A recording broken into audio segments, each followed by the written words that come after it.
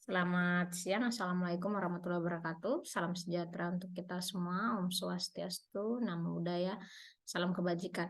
Ya, hari ini kita akan melanjutkan mata kuliah gizi olahraga terkait hari ini temanya adalah peran dan jenis karbohidrat, protein, dan lemak untuk olahraga atau khusus untuk para atlet. Nah, pada hakikatnya prinsipnya sama antara atlet dan kita sebagai orang awam ya. Jadi atlet itu juga makan sarapan gitu ya, makan pagi, siang, dan sore gitu ya, dan dalam satu menu. Nah, kira-kira misalnya ya prinsipnya saya tadi bilang sama halnya dengan kaum awam ya. Jadi ketika atlet itu makan atau ketika kita makan satu porsi makanan, let's say lah misalnya nasi pakai ayam goreng atau pakai salmon dan sayur. Nah, ketika dicerna di dalam pencernaan kita akan melewati tahap digestif ya, pencernaan itu akan melewati tahap metabolisme ya, di mana nanti satu menu makanan yang kita konsumsi itu akan dipecah menjadi 3 makronutrien utama atau 3 makronutrien. Yang pertama adalah karbohidrat, lemak, dan protein. Nah, ketiga jenis makronutrien ini kita sama-sama tahu merupakan memainkan peran fungsi atau peran yang baik untuk di dalam sumber energi ya atau ATP. Nah, kita akan kupas dulu mulai dari karbohidrat. Nah, apa kira-kira kegunaan karbohidrat dalam olahraga? Karbohidrat itu fungsinya sebagai sumber energi dan tanpa karbohidrat tubuh akan mencari sumber lain yang sebenarnya jadinya kurang efisien gitu ya dan lebih sulit digunakan untuk menjadi energi. Walaupun tadi slide sebelumnya saya jelaskan bahwa lemak dan protein bisa berperan sebagai sumber energi, tapi pada hakikatnya yang paling efektif adalah karbohidrat. Nah, karbohidrat ini penting khususnya untuk kaum atlet karena apa? Karena untuk mempertahankan tingkat energi yang diinginkan selama pelatihan dan kompetisi olahraga. Nah, beberapa minggu lalu kita sudah bahas ya bahwa ada performa atlet ya, dan tidak bicara tentang performa atlet maka kemampuan atlet ya. Nah, karbohidrat dalam olahraga ini merupakan fungsi atau sumber energi utama dan perannya sangat penting dalam olahraga. Nanti ada slide yang kita bisa lihat di dalam piramida makan atlet itu agak sedikit berbeda ya. Agak kurang lebih sama tapi ada perbedaannya dan karbohidrat memiliki peran yang cukup penting dijadikan sumber energi utama. Nah, sama prinsipnya metabolisme karbohidrat di mana saja saya pikir ya, di orang awam ataupun atlet, nantinya karbohidrat ini akan menjadi gula sederhana atau kita sebut dengan glukosa. Nah, glukosa ini akan tidak hanya jadi sumber energi utama bagi kontraksi otot atau aktivitas tubuh, tapi nantinya berperan dalam sumber energi bagi sistem saraf pusat termasuk otak ya. Nah, untuk olahraga, energi berupa ATP ini bisa diambil dari karbohidrat tubuh ya, di mana simpanan glukosa itu dalam tubuh ada di dalam bentuk glikogen pada otot ya, dan juga pada hati. Nah, selama beberapa menit misalnya atlet mau bertanding atau ketika mau latihan, glukosa darah itu peranannya cukup penting ya sebagai sumber energi utama. Karena apa? Ketika dia mau diubah atau dipecah atau dipakai menjadi sumber energi tidak melalui proses metabolisme yang cukup ribet gitu ya, khususnya glukosa darah. Sehingga nanti tubuh ketika glukosa dalam darah sudah mulai menurun ya, atau tanda-tandanya dengan apa? Misalnya seperti kita mulai lapar sedikit ya, maka tubuh ketika habis cadangan glukosa darah atau turunnya glukosa darah, tubuh selanjutnya menggunakan glikogen di otot dan di hati. Nah, prinsip ini hampir sama juga terjadi di fisiologi tubuh kaum olahragawan ya. Nah, selanjutnya nanti glikogen otot ini akan dipakai langsung oleh otot. Jadi kan kalau kita bergerak gitu ya, bergerak kan rangka kita akan bergerak dan juga otot kita akan bergerak ya. Maka otot itu yang bergerak ya, itu menggunakan glikogen otot itu sebagai sumber energi. Nah, peran glikogen hati apa? Perannya sebagai pemecah ya atau dipecah menjadi glukosa. Jadi sekali lagi glikogen di hati akan dipecah atau akan di metabolisme ya menjadi glukosa yang akan masuk ke peredaran darah yang selanjutnya digunakan oleh otot. Jadi ada dua fungsi ya. Jadi Maksud saya ada dua pemeran penting di sini. Glikogen otot adalah memberikan tanda kutip ya makanan atau energi bagi otot untuk bergerak, tapi di satu sisi hati akan menyuplai glikogen ya dengan memecahnya dan mengedarkannya ke sistem peredaran darah kita ya. Nah, para ahli olahraga melalui beberapa riset tentunya sepakat bahwa peningkatan cadangan glikogen otot ini dapat meningkatkan prestasi olahraga ya. Jadi bisa menaikkan intensitas maupun endurance atau lama bertahannya ya. Contohnya seperti ini. Kalau kita lihat mungkin ya pelari ya dalam satu jedek misalnya ya, ditembakkan peluru langsung start gitu ya, langsung mereka harus lari. Itu kan butuh ledakan energi yang cukup ini ya, cukup besar gitu untuk dia memulai lari.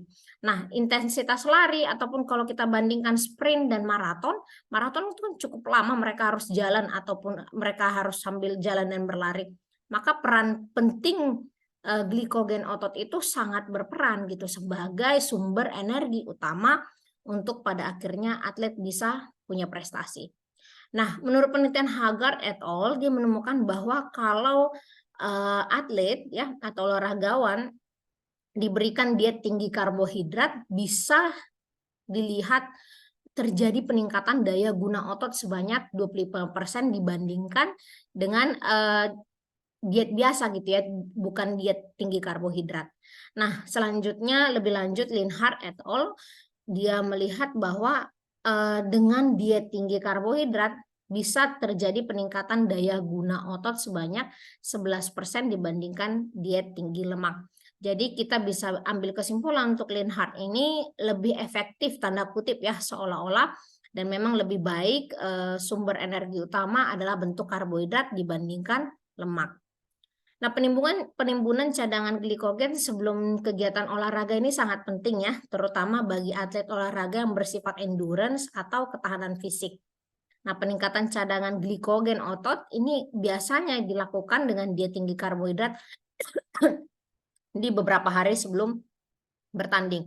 Jadi kalau kita lihat seolah-olah misalnya atlet itu atlet tertentu badannya lebih besar, tapi ternyata kalau kita lihat besar tubuhnya bukan menunjukkan penimbunan lemak gitu ya, tetapi besarnya otot dan glikogen otot. Jadi kita harus sudah membedakan gitu ya fisiologi tubuh dan memang antropometri pada atlet. Nah, berapa sih kira-kira konsumsi karbohidrat yang direkomendasikan untuk atlet? Nah, sebaiknya memang sekitar 70% dari total energi yang dibutuhkan dalam kehidupan sehari-hari.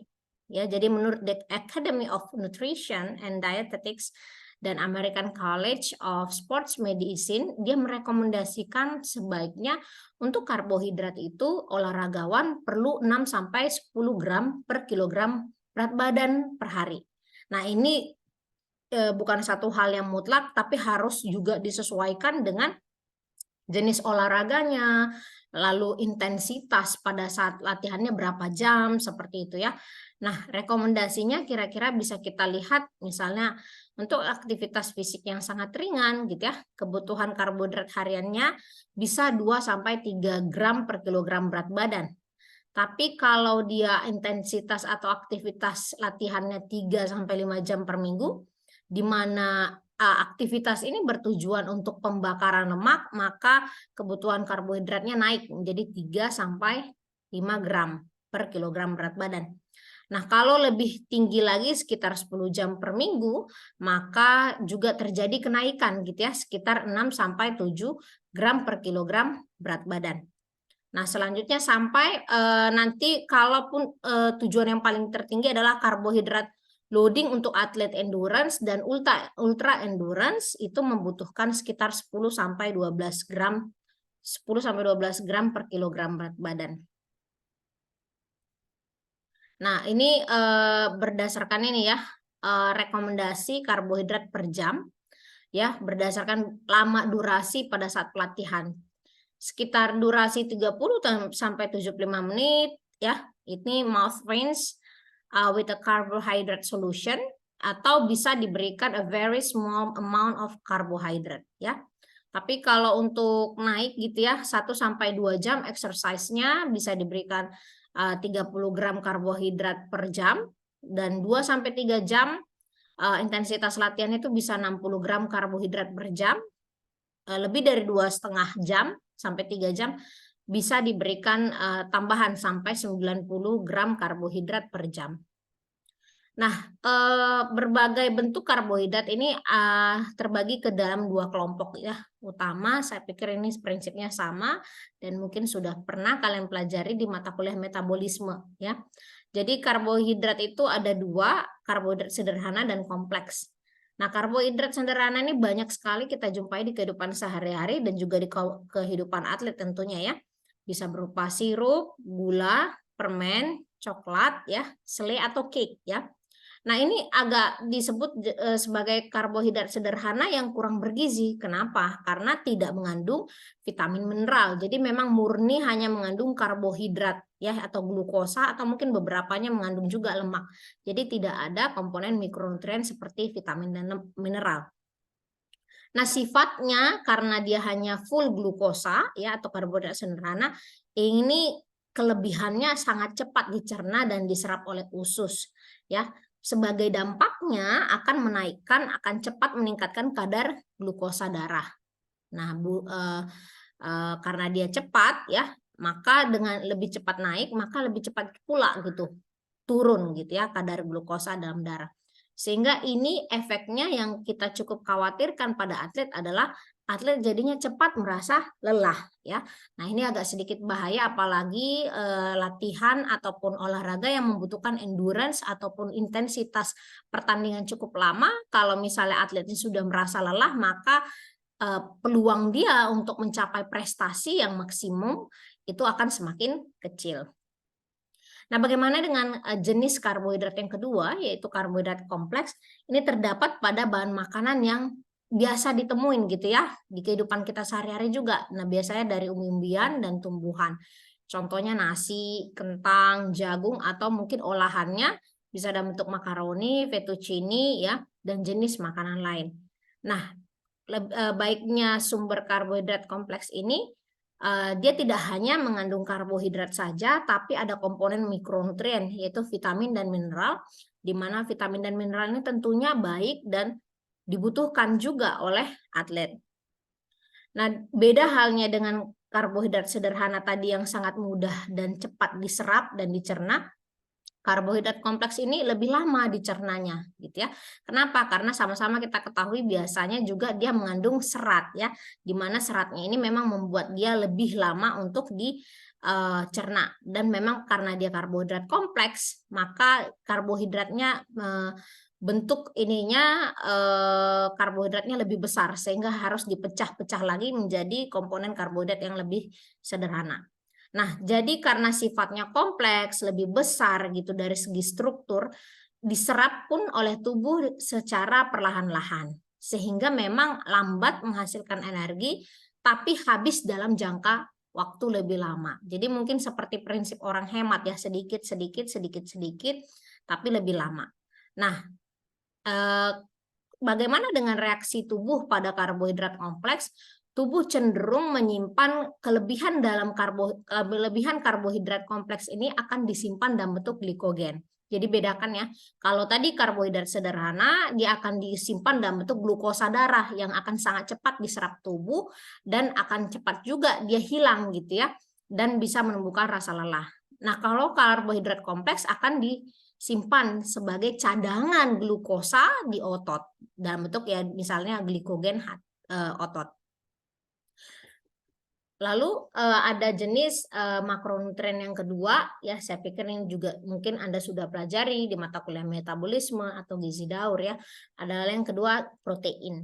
Ya, memang agak sedikit berbeda kebutuhan protein atlet dan yang bukan atlet. Seperti sudah saya bahas di kelas sebelumnya ya, bahwa memang dari segi fisiologi tubuh saja sudah berbeda gitu atlet dan non atlet. Karena mereka dibentuk tanda kutip aktivitasnya memang lebih berat, sedikit lebih berat dari kaum awam.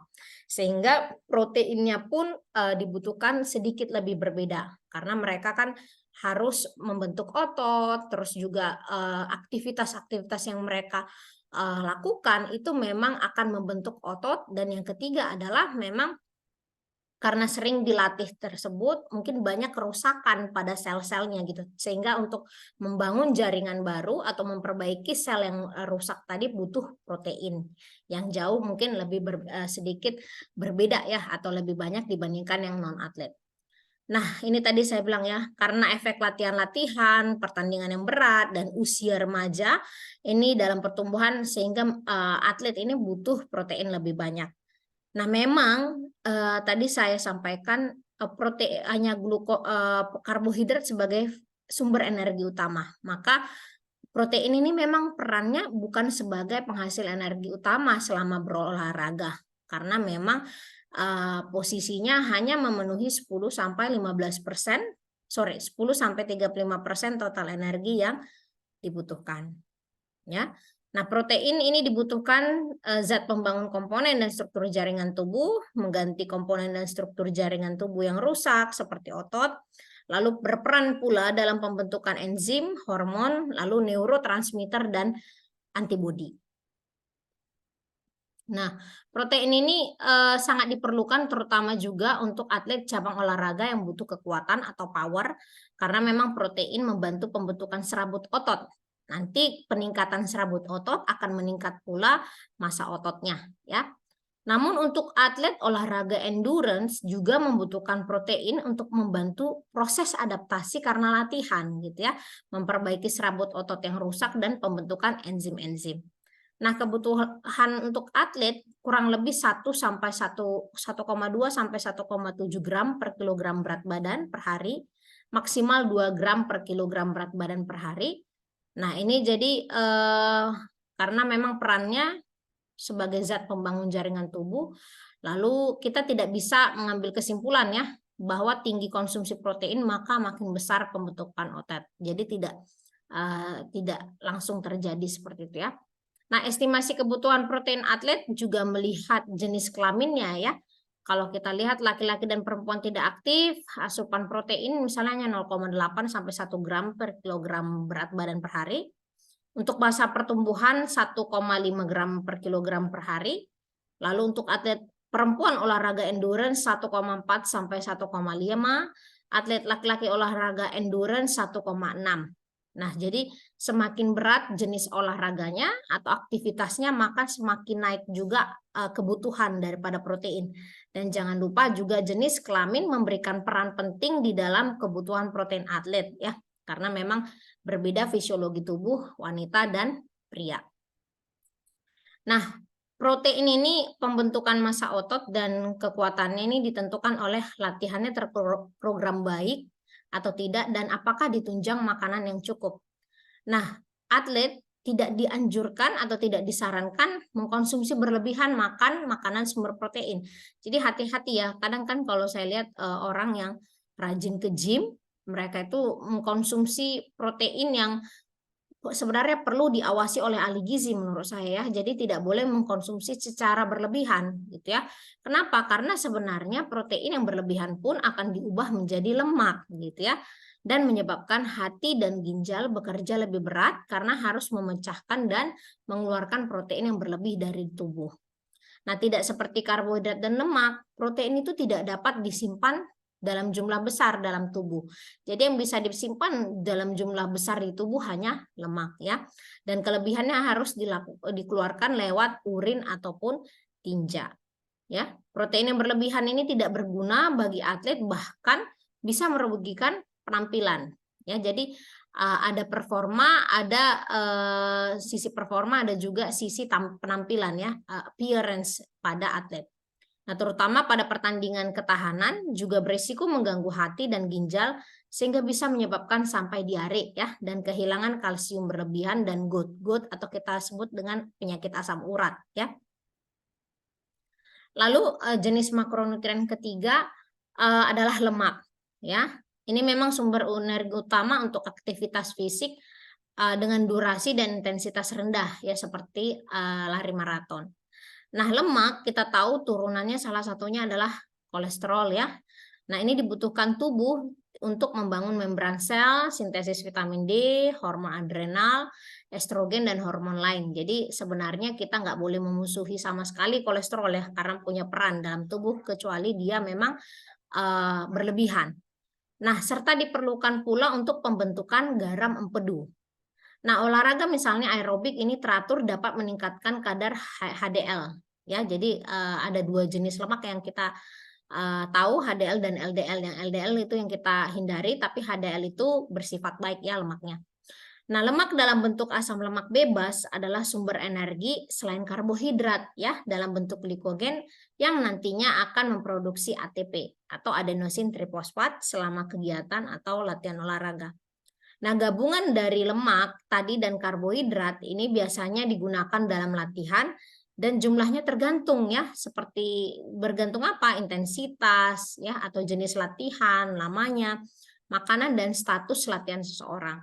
Nah, pada latihan intensitas rendah nantinya ini tubuh akan bekerja dengan aerob ya.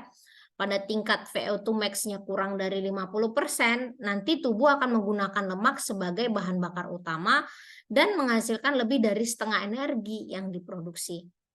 Nah, beda halnya dengan olahraga intensitas rendah dengan durasi lama, contohnya jalan, oksidasi asam lemak dapat berkontribusi 50-60% dari pengeluaran energi.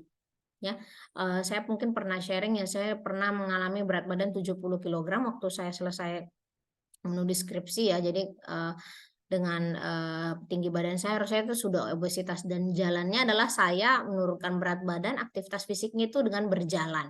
Ya, jalan dengan jalan cepat kurang lebih hampir 1 jam. Nah, menurut saya itu cukup efektif menurunkan berat badan walaupun tidak signifikan ya. Kadang orang kan suatu bulan maunya turun 5 kilo. Memang ini agak sedikit lambat penurunannya. Tetapi menurut saya efektif gitu ya. Jadi tidak terlalu cepat saya naik berat badannya kembali lagi atau seperti yoyo gitu ya, sindrom yoyo, tapi saya bisa maintain berat saya. Jadi menurut saya jalan termasuk olahraga yang intensitas rendah, durasi lama, dan cukup efektif ya untuk mengeluarkan energi.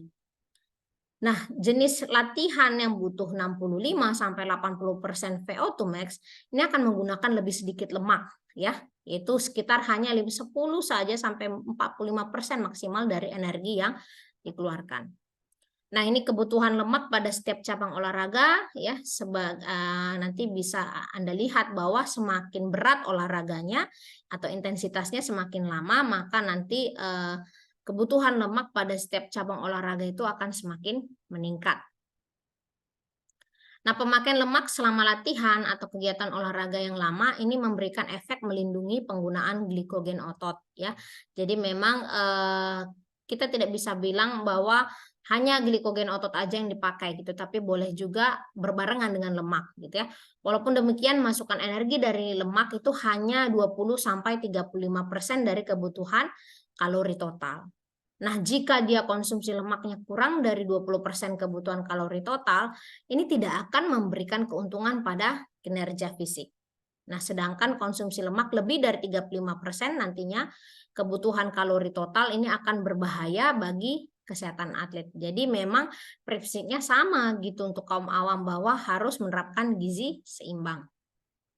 Nah, secara keseluruhan komposisi yang dianjurkan rasio protein, lemak, dan karbohidrat adalah 1:2:5. Dan kebutuhan kalori ini memang juga dipengaruhi oleh jenis kelamin ya, misalnya dan juga ininya ya, intensitas olahraganya. Let's say kita katakan misalnya di sini laki-laki dan wanita untuk olahraga sedang itu berbeda. Laki-laki itu kebutuhan energinya sekitar 46 kalori per kilogram berat badan. Ya, sedangkan perempuan itu hanya 40 kalori per kilogram berat badan. Jadi selain jenis kelamin, juga intensitas atau jenis olahraganya sangat mempengaruhi.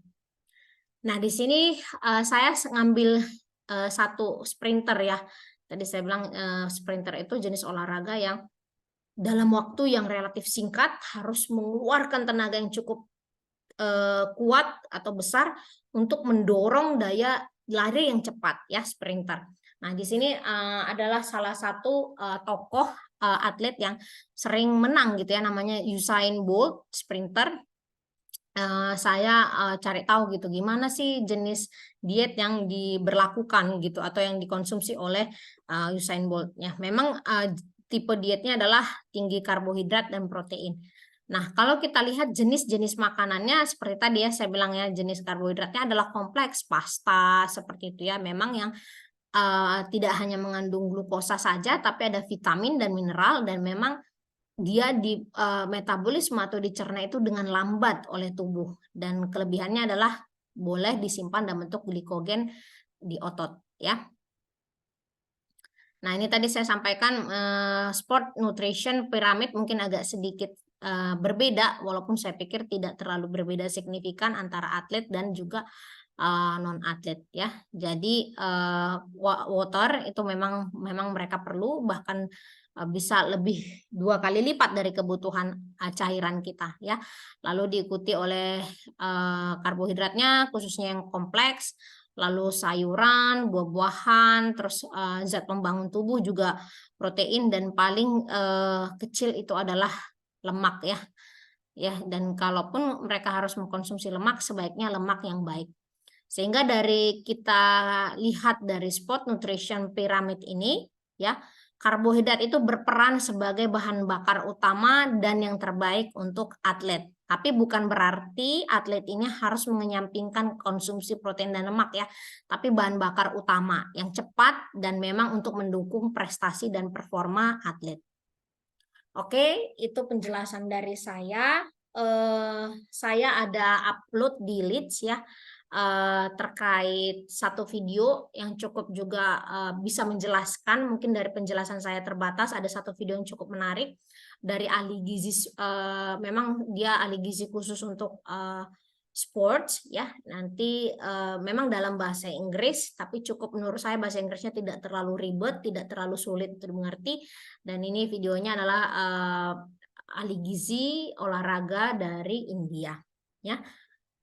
Lalu ada oleh-oleh nih buat kalian supaya lebih mengerti terkait peran zat gizi makro, dan saya minta untuk dipresentasikan nanti minggu depan, yaitu ini tugasnya individu mencari satu jurnal internasional berbahasa Inggris ya, kalau boleh sudah masuk ke Scopus ya, Q1, 2, 3 terserah, saya berikan kebebasan pada Anda. Maksimal jurnalnya 5 tahun terakhir, berarti sekarang tahun 2023, maka paling maksimal tahun 2018. Nah, topiknya adalah pertama kebutuhan karbohidrat atlet ya, nanti silahkan. Lalu yang kedua kebutuhan protein atlet, yang ketiga kebutuhan lemak atlet, di mana nanti saya minta ini terdiri pada saat mengerjakan tugasnya ini ada 2 lembar halaman. Satu halaman untuk print screen jurnal atau screenshot jurnalnya, mulai dari judul harus jelas, siapa pengarangnya, dan pada saat men-screenshotnya itu harus kelihatan nama jurnalnya ya, nama jurnal, judul jurnalnya apa, atau artikel, judul artikelnya apa, lalu penulisnya siapa ya. Satu halaman analisis, dan sebaiknya minta tolong dikoordinir oleh si pen, tidak ada jurnal yang sama gitu ya. Jadi misalnya jurnal saya sama dengan Bu Intan, sebaiknya jangan ya. Jadi boleh dibagi, misalnya NRP sekian sampai sekian kebutuhan karbohidrat atlet, yang sekian sampai sekian NRP-nya kebutuhan protein atlet, lalu NRP sekian sampai sekian itu kebutuhan lemak atlet ya. Semoga dapat dimengerti, dan saya berharap tugasnya itu dapat dikerjakan dengan baik ya. Delete sudah saya submit ya, ininya ya, tugasnya nanti tinggal diupload ya. Ini mungkin saya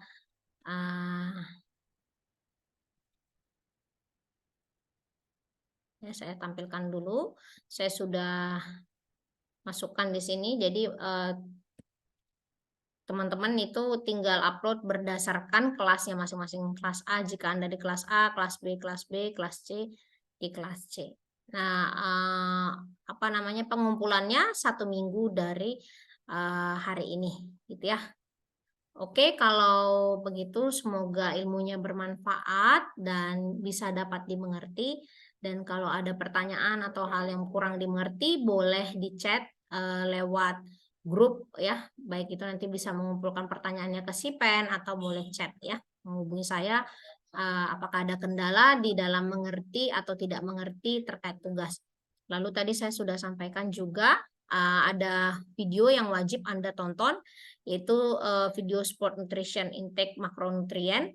Nanti tolong Anda memberikan, seperti review ya, atau rangkuman dari tugas yang saya kasih ini. Jadi tadi saya sampaikan, ini Sports Life-nya ini, nutrition ini oleh ahli gizi olahraga, di India dan bahasa Inggrisnya menurut saya cukup dimengerti. Oke, terima kasih atas atensinya. Semoga dapat mudah dimengerti dan dapat mudah dicerna sehingga nantinya boleh membantu Anda mengerjakan tugas, dan harapannya juga dari angkatan Anda ada yang nanti boleh nulis skripsi terkait gizi olahraga ataupun boleh menjadi ahli gizi di ahli gizi khususnya untuk atlet dan olahraga. Terima kasih. Selamat siang. Wassalamualaikum warahmatullahi wabarakatuh. Saya akhiri.